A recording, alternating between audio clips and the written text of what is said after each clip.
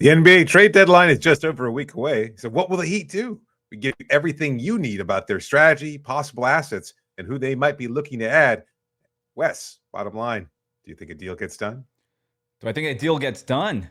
Yeah, if you count the 23 fake trades that I've been doing on the trade machine.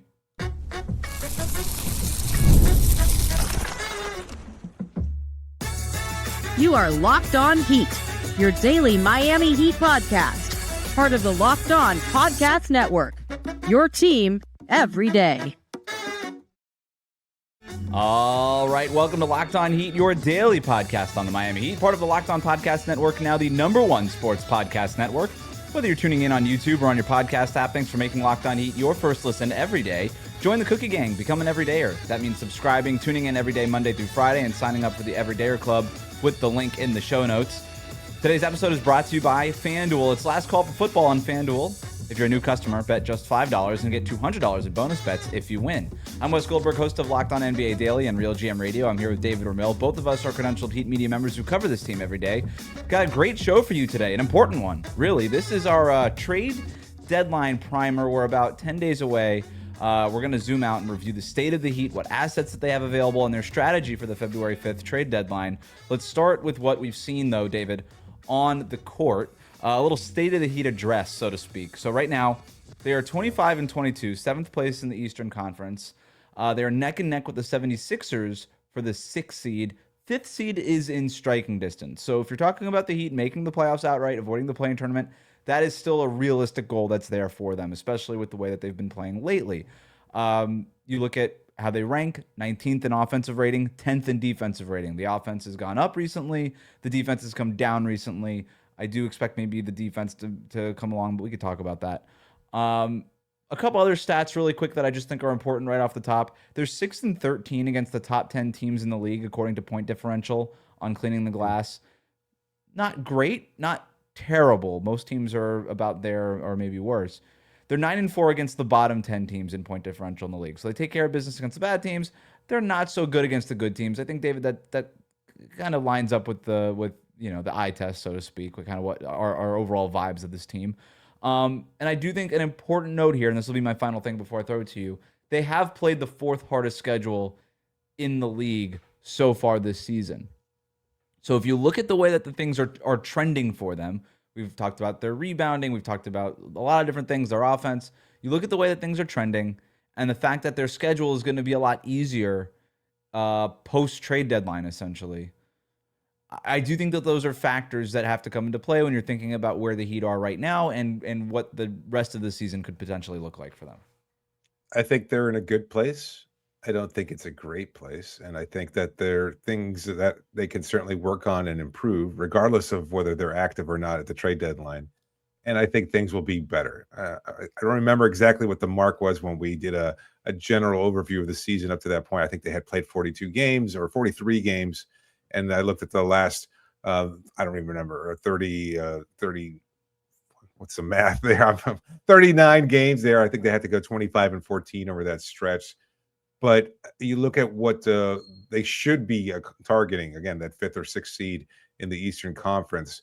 I think it'll take that kind of margin in order for them to pull that off. So it's a possibility. And certainly, I think, like you said, in striking distance. And so I think that the team has performed well, but underwhelming at the same time. Like they haven't been as dominant as they looked earlier in the season. They've had some stretches there where they look pretty abysmal, and some players individually have gone through some rough stretches over the course of the season too. So I think they're in a place maybe that even the front office didn't expect them to be. I'm not reporting this or anything like that. My feeling is that hopes were higher for what this group was able to accomplish. And so midway through the season, at least that's my feeling. I think the trades that they made to acquire Norm, the fact that they were hoping to build off Tyler Hero's all-star case, that Wiggins would get a full offseason working with this group, all the different role players, Kel'el making a leap, so many different things that they had, in my feeling, hope would happen. And they're probably not a huge margin. I would say maybe like 4 games off of where the projections might have been for this group. At least that's the sense that I get. If you told me by the end of January, like going into the trade deadline, this team was battling for 5th, 6th, 7th place in the Eastern Conference, which is where they are right now. I understand what you're saying from a micro perspective, like these players here and there. But if you just like generally, broadly speaking, the Heat are right neck and neck with the Sixers. They're in virtual tie for 6th place right now in the Eastern Conference. If you told me that before the season, that's where they were going into the trade deadline, I'd say, yeah, that's about right. That's right where I kind of expected them to be. I don't know about that. I think, look, again, that 4-game difference, I think, was a huge one. Like, to look at this group and say 25 and 22, that's not great. If you had looked at it the other way and said 29 and 18, I think that's better. Point. Yeah, absolutely. And then from that point, though, you have a lot more of a realistic, I think, expectation of how you approach the trade deadline and the future of this team, at least within the course of the context of this season. So I don't know. I just see this group as kind of playing a little bit worse than the expectations for it. And knowing that, I wonder how they'll approach the second half of the season, which is what the trade deadline really is. It's a good opportunity for this front office to say, we either believe in this group or we don't, or we are a piece or two away, or it's time for us to make wholesale changes and perhaps go after a potential superstar.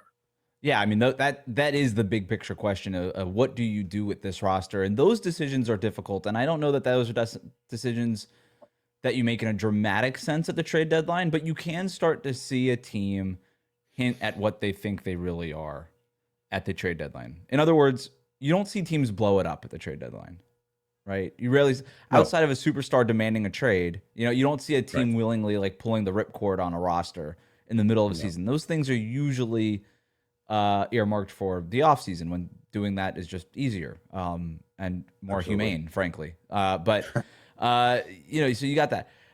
In terms of, so we could talk about that, and those are definitely questions that we'll answer as we go on here. But, big picture thing established here, kind of dialing into what this team is good at, what this team is bad at. I also think that's important to try to figure out ahead of the trade deadline here. What this team is good at is playing fast. Doesn't always end up with good results, but they're really good at going really fast. This is a Talladega Nights team. Like, it doesn't, like, all they want to do is go fast. It doesn't matter win, lose, bad, or good. They just want to go fast. They're really good at it. They're number one in pace in the league, and they've been basically since the first game of the season, and they have not relinquished that hold on number one in pace in the NBA. Despite the fact that they are number one in pace, they are still near the top of the league in not turning the ball over, and I mean that on a per-game basis and a turnover rate basis. This team does not turn the ball over very much. That's a good thing. They don't foul, and they are trending up in offensive rebounding rate. Those are margin wins. I think you look at every team in the league, every good team in the league, or every aspiringly good team in the league, and they're all finding 2 or 3 things that they do to win the margins that help them win a possession battle. And for the Heat, for most of the year, it's been pace and keeping turnovers down and not fouling. They've recently added the offensive rebounding part in that. They're consistently sending 3 to the offensive glass now, crashing the boards aggressively.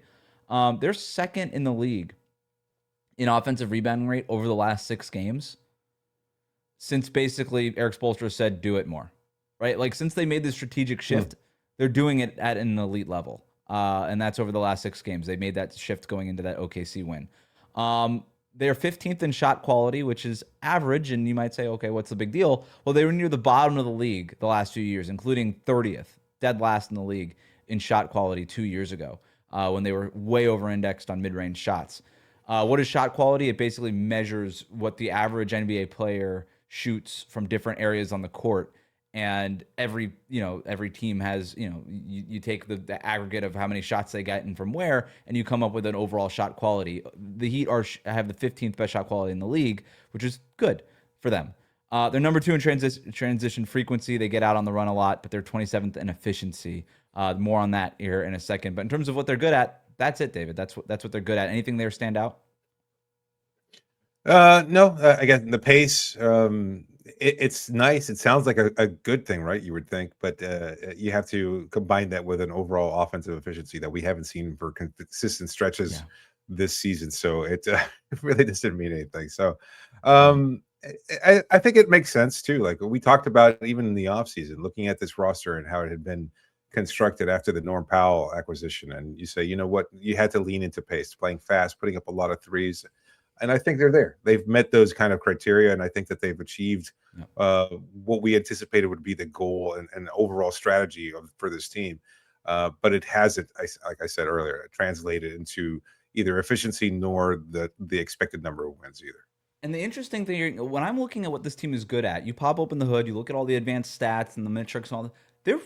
They rank highly in a lot of key factors, right? And trending in the right direction, a lot of those things. The offensive rebounding rate. You look at the teams that are best in the league at offensive rebounding, they're some of the best teams in the NBA. Like, that is a major stat that the good teams are spamming right now. You're right about the pace. It's a meaningless stat. Pace was a big deal a few years ago, and I don't think it should be included in some of these top metrics that we always talk about. But the Heat are number one in it. They're good at being fast. That's worth mentioning. The turnovers, the fouling, like, all that stuff is really, like, those are indicators of good basketball teams. And I tried to find what they were bad at. And there's not like a thing there. This is not a team that turns the ball over a ton, or like there's an obvious miss, or like they can't make threes. Like, they're league average or better at almost everything, except they're bottom 10 in effective field goal percentage. And you can use true shooting percentage or overall field goal percentage. You can use any of those. I like effective field goal percentage. They're bottom 10 in making shots. That's it. This team doesn't shoot good. That's what they're bad at. They're also really bad in third quarters. But you look at you open up the hood and you're like, well, what's going on in third quarters?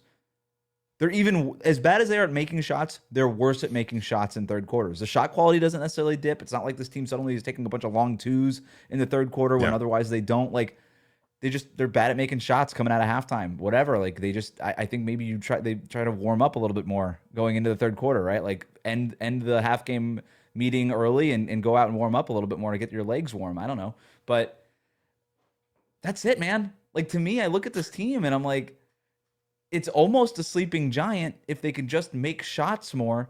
But then it's like, well, the best players on the planet tend to make shots more than the other ones. So, we've talked. We're kind of beating around the bush here, but as always, it comes down to talent with the Miami Heat. We're gonna move on. What kind of assets do the Heat have between now and the trade deadline that could potentially get moved? We'll talk about that. Plus, what are they looking for specifically at the deadline? Not just Giannis. We'll talk about other options coming up.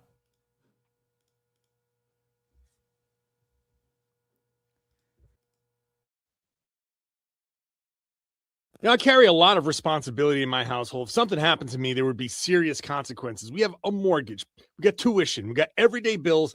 Those aren't going anywhere if something happens to me. And I know that's an overwhelming feeling, but I'm taking steps to protect my family by getting life insurance through Ethos. Ethos makes getting life insurance fast, easy, and 100% online. You can get a quote in seconds, apply in minutes, and get same-day coverage. There's no medical exam. You just answer a few simple health questions. You can get up to $3 million in coverage. Some policies are as low as $30 a month. And as of March 2025, Business Insider named Ethos the #1 no medical exam instant life insurance provider. Ethos has 4.8 out of 5 stars on Trustpilot with over 3,000 reviews.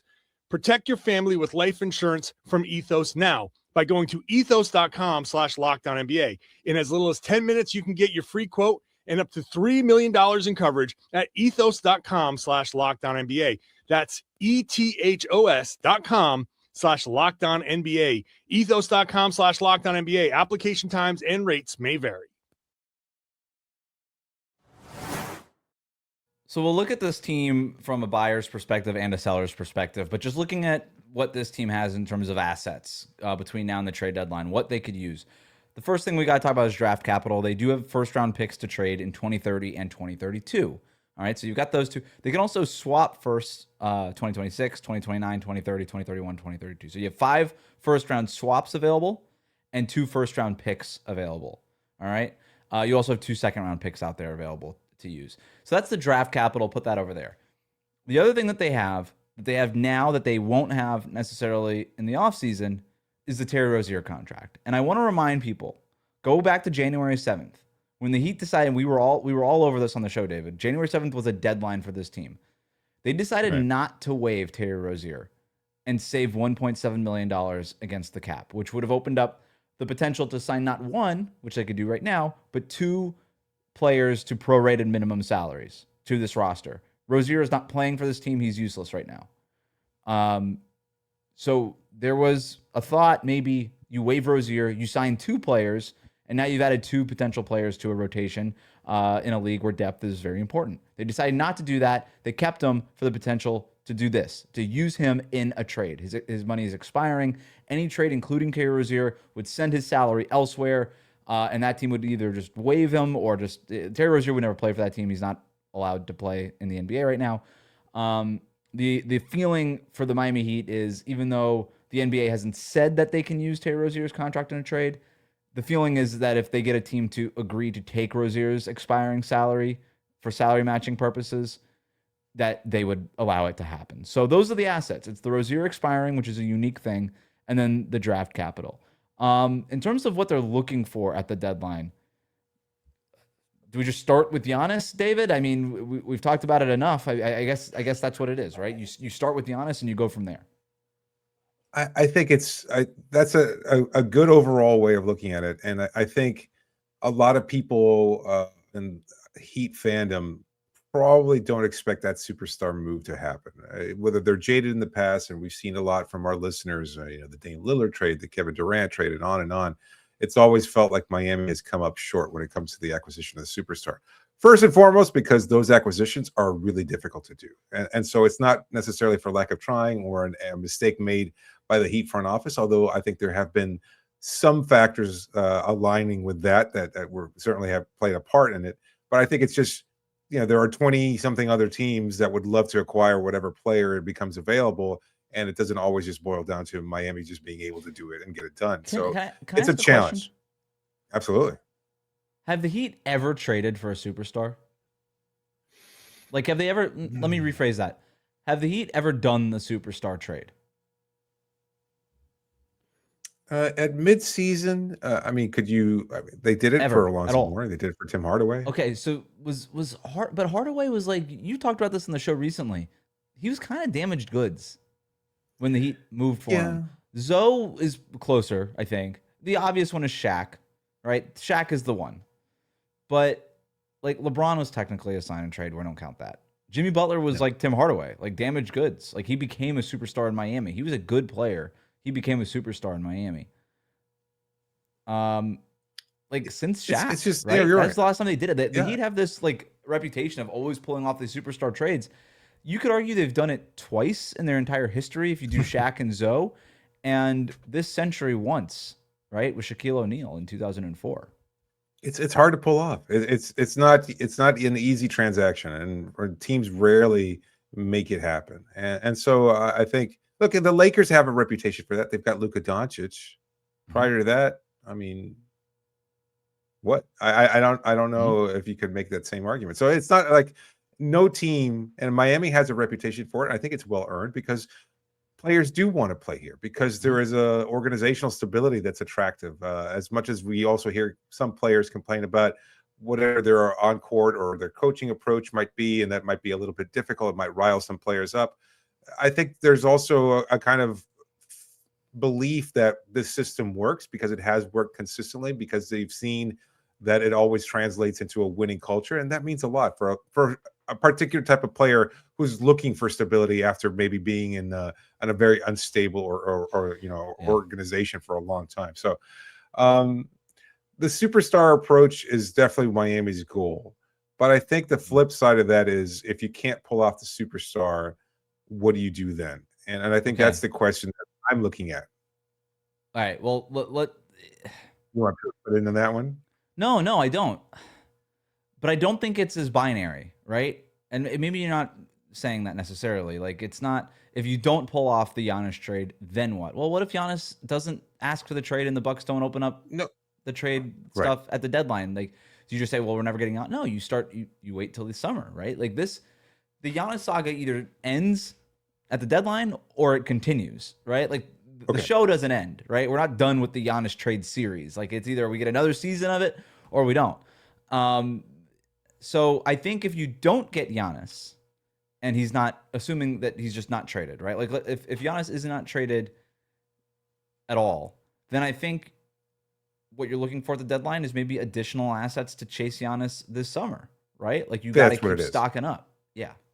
That's how I'm looking at it too. It's you're not making smaller moves. This isn't where the team was 4 years ago, where you're looking maybe to build another additional key role player around Jimmy and Bam and Tyler and Kyle Lowry or whatever. You're either getting that superstar or you're already stock full of role players and you don't need any more. Like there's no role player that's out there, even a high level wing, a good backup center. There's no player out there that's going to significantly boost Miami's chances in the Eastern Conference. They've got enough to do whatever it is that they're capable of doing, whether it's a first round exit or maybe a second round exit. They're not competing. They're not a title contender as currently constructed. And the only thing that's going to get them to that point is the acquisition of a superstar. And so there's no kind of tertiary, I wouldn't even call it a secondary move. There's no tertiary move that is going to propel them into that kind of contention status. So what's the next step? Trade away some of these players that you don't see as long-term building blocks to acquire those assets. And we're even seeing reporting, I think Kelly Iko from The Athletic talked about that recently, that the Heat are positioning themselves in a place where they can trade some of the players currently on the roster to acquire those assets in order to position themselves for that eventual Giannis trade, whether it happens by the deadline or in the offseason. And you've heard Windhorst say this recently on ESPN, that there's literally deals in place that are on hold because there's front offices that could have deals ready to go to pull the trigger on, but they're waiting to see if Giannis demands a trade first. That's a domino, and it right? doesn't necessarily mean that yeah. Windhorst, he's not saying that he's talking about the Heat, and I'm not reporting that he's talking about the Heat. Right. But it would make sense if the Heat were one of those teams because they're one of the teams that are interested in Giannis, right? Like that goes without saying. So. But it's everybody gets involved. Like, no, it's the domino effect. And we see it with free agency. It's like, what's that big one player? And then everybody kind of says, oh, okay, now I can go to either an opposing team or go to a different conference or maybe even join whatever superstar leaves in free agency and join them as a kind of a complimentary player. We see it all the time. Yep. When it used to happen in free agency. Now this is where the new NBA is positioned itself, where it's more of, okay, the Giannis trade happens, and then everybody else kind of shifts into gear. It's like, okay, now we need to build this. Now we have to tear things down. Now we can start jettisoning some players that are currently on our roster to build assets up, or because we're not going to be able to compete with said player. There's a lot of machinations that will be falling into place if and when Giannis does get moved. So Giannis is the number one thing. Everything else falls 100%. In line after that. There's two other things that I think the Heat are looking to accomplish or just, prioritizing ahead of the trade deadline. We'll talk about that, plus answer the big questions that the Heat have over the next 10 days coming up here on Locked On Heat. Today's episode is brought to you by FanDuel. It's the last call for football on FanDuel. One final Sunday, one last kickoff, the final chance to get in on the action before the NFL season officially comes to a close. This is Super Bowl 60, and FanDuel is making sure you're right in the middle of it with a special offer just in time for the biggest game of the year. Whether you're backing the favorite, riding with the underdog, or building one last same-game parlay, this is the game everyone's been waiting for. This is where predictions turn into plays, stats turn into storylines, and every snap feels bigger. It's a perfect way to cap off the season and make the Super Bowl even more exciting from kickoff all the way down to the final whistle. If you're a new customer, you can bet just $5, and you can get $200 in bonus bets if you win. Make it count, because after the Super Bowl, well, the season's over. Last call for football on FanDuel, unofficial sportsbook partner of the Super Bowl 60. Visit FanDuel.com today to get started. Today's episode is also brought to you by TurboTax. Tax season doesn't have to take over your life. This year, TurboTax is making it easier than ever to just hand things off and move on with your day. With TurboTax full service, you can have your taxes done for you by a trusted local expert start to finish without the stress or the guesswork. Instead of spending hours trying to figure out forms, you can meet with a local TurboTax expert in person or connect online. And they handle everything from W-2s to self-employment forms, and they work to get you every possible deduction. You can upload your documents, go about your day, and get updates right through the TurboTax app. It's a huge time saver, and it gives real peace of mind knowing that an expert is handling it for you. For a limited time, you can have your taxes done by a local TurboTax expert for just $150, all in, if a TurboTax expert didn't file for you last year. Just file by February 28th. Take taxes off your plate and get back to life. Visit TurboTax.com/local today to book your appointment. We'll be right back. Two other things that the Heat are looking for or prioritizing before the trade deadline. Number one, in the case of any sort of smaller move, bringing another contract in, they don't want any salary beyond the 2026-2027 season. They want cap space for the summer of 2027 in the event that they're not able to get Giannis, right? You start with Giannis, you go from there. So that's something that they're looking for. If they can't get Giannis, they want to maintain the cap space for 2027. Maybe people listening saw that aggregated report about, hey, now they're playing for the offseason of 2028. That was horribly aggregated and completely false. Nobody said that, nor reported it or wrote that. That is not true. And if you fell for that, I'm sorry. It was a really poorly aggregated aggregation. So it's the 2027 offseason is the one that they're looking for if they can't get Giannis or a superstar before then. Quick and the question. other thing, where does John Morant fit into it? Because I think a lot of people have heard the buzz about Morant. Let's put a pin. I have one John Morant thing here. All right. The other thing that they want to do before the deadline, again, not getting Giannis, stay under the tax. They're $1.6 million below. So if you're working the trade machines, make sure that they're not going 1.6 additional in salary than what they have right now. They're going to want to stay under the tax. Okay. The John Morant thing. David, that was one of the, I have two big questions. That was one of them.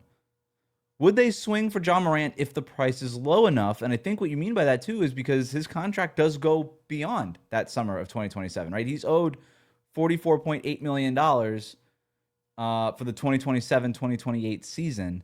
Only Bam and Jovic right now on the Heat's roster are currently have contracts guaranteed for that season. Bam at $54 million, Jovic at $15 million. So adding another $45 million to that would change their strategy quite a bit. So basically the question is, like, if it's basically salary filler for John Morant, and it's clear that you're not getting Giannis right now, like, do you just do it? That to me is a big question. I don't think they do. Like, I see why that's a big question, and it's strange to think that we're at this point with Morant's career that we have to debate whether or not that acquisition makes any sense for Miami. And yet I don't know how much he raises this team's ceiling. Like, I guess the potential is there, and I want to believe that he could turn things around, and that an organization like Miami would help him to do so. And then maybe he'll unlock everybody because that superstar potential is still there. What we saw from him, where he was a top 5, top 10 player in the league, that's still something he can manifest, and that he would do so consistently and steadily, because, obviously availability has been a concern for him over the last few seasons too, that maybe he could become that player for Miami. But I don't know why. Maybe it's just a gut instinct.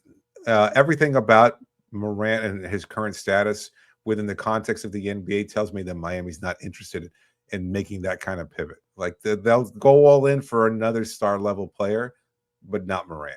And nothing that I've heard necessarily.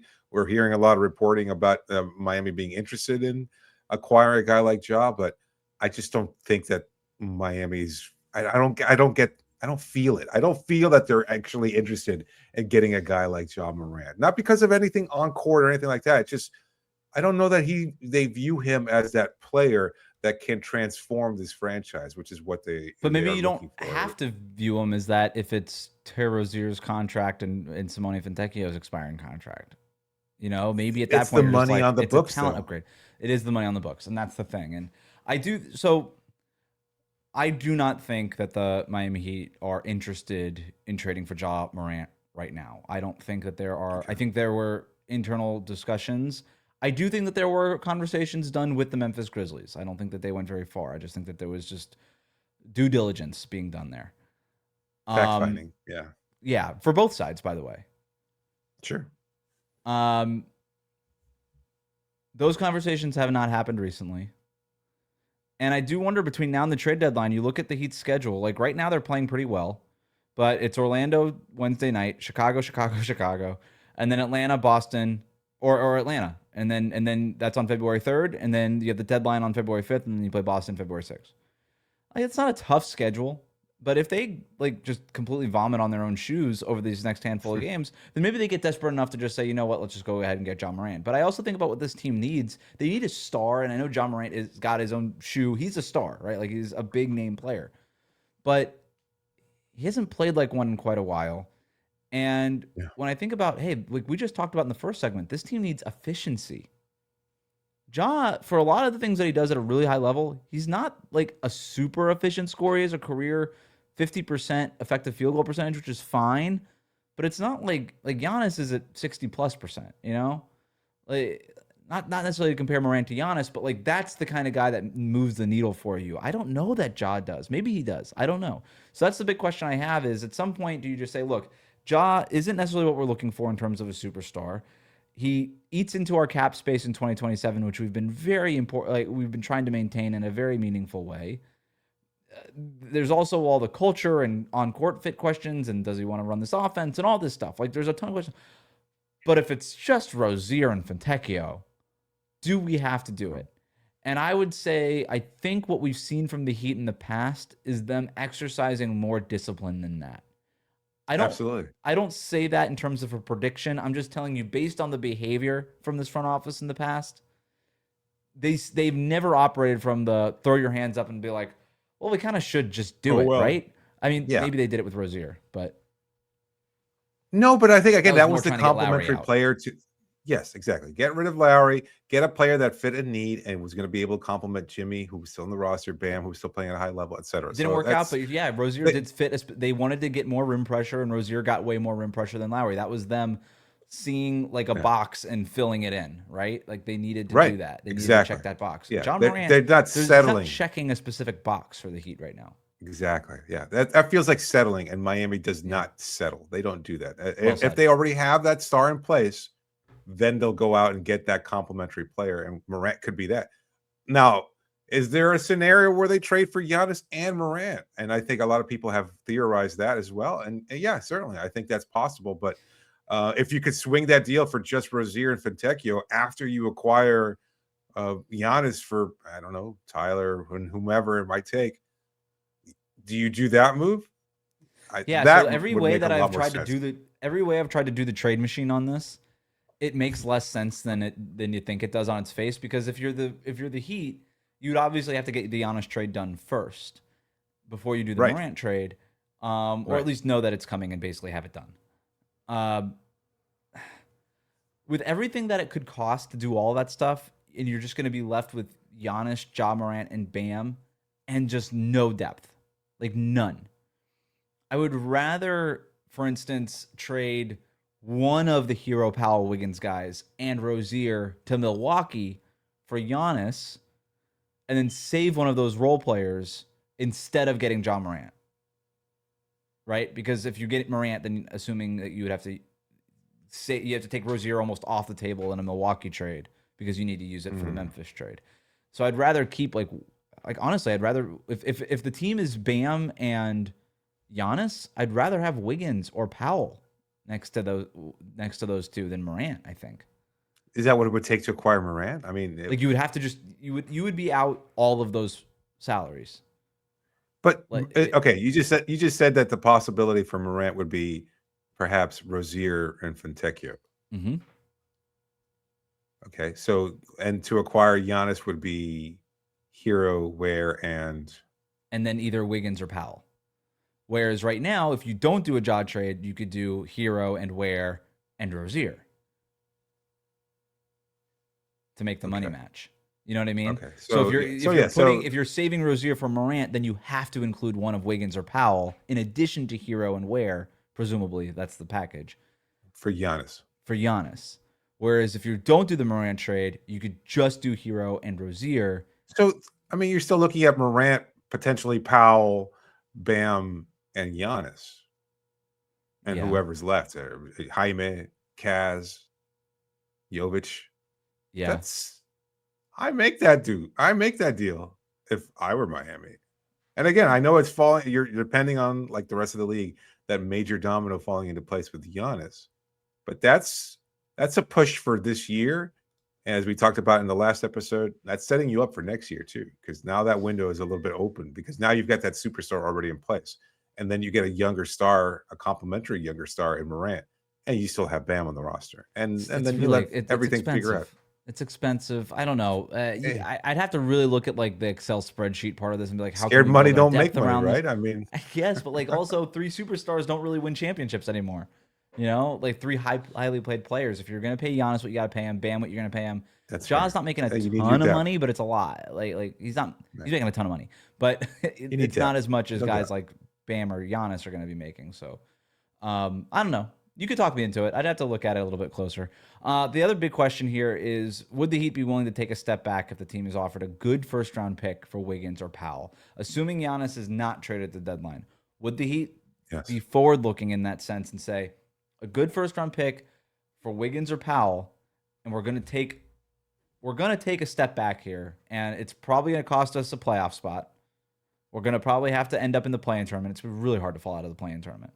Right. The other way you could look at this is like we could trade Wiggins and Powell, get a couple of firsts, and then maybe end up with a lottery pick. And to that, my response would be, have you seen the Eastern Conference? Yeah. It's gonna be really hard for the Heat to fall out of the play-in tournament, even without Wiggins and Powell, if that's, if they kind of went the semi blow it up route. But would the Heat be willing to take a step back nonetheless if they were offered a good first round pick for Wiggins or Powell? That to me is my other big question. And I think yes. The answer is yes. I think we've made that argument before. If you look at it from that perspective, does losing either Wiggins or Powell dramatically change Miami's win-loss total? Not by much. I don't think it really does. I think you're a little worse, but you're positioned for something better along the way. And if you look at this team and you want to lean into, if you want to call it a youth movement, that's fine. Mm-hmm. I don't know how much it's going to make a difference, but we're talking about a lot of mid-level players on this roster, and if you can move a couple of those mid-level players, as good as Norm has been, as much as we appreciate what Wiggs does on a daily basis, they don't thrive without that superstar in place. And then if the only way of acquiring that superstar is by building your treasure trove of assets, then you have to do it. You have to. Yeah. The other part about it too is like Rozier, Norm Powell's contract expires at the end of the year. And so if they don't sign him to an extension, and so if you want to use if you're trying to maintain big salary slots to use for salary matching purposes this summer, you're going to be out at least two of them. Wiggins also has a player option. You're going to be out at least two of them if you don't pull off that trade between now and the deadline.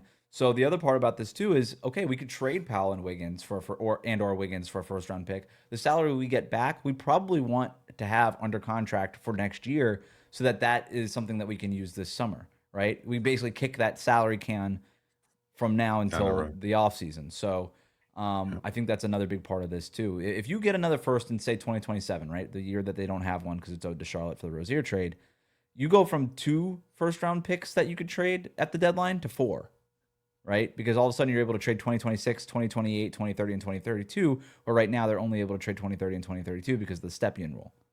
So that's what they could do before the deadline.